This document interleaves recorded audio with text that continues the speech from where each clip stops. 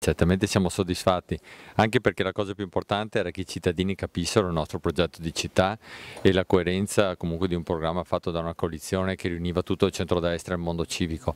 Abbiamo visto che questo messaggio è passato, nonostante l'affluenza molto bassa, e questo è un segnale sul quale dobbiamo riflettere tutti. Innanzitutto sulla data delle elezioni, perché votare a giugno è comunque sempre molto complicato quando le scuole terminano proprio in quel fine settimana.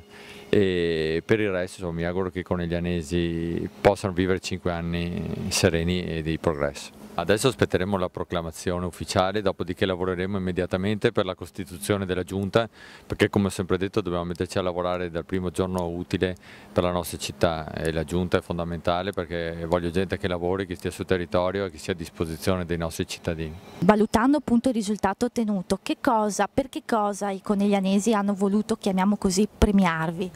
Beh, io ripeto, penso che abbiano premiato la coerenza di un progetto politico che arriva comunque da amministrazioni precedenti, ma che ha saputo dare una svolta guardando anche al futuro. Anche perché, ripeto, mi dispiace vedere che troppo spesso si giudica quello che è stato fatto precedentemente solo in modo negativo.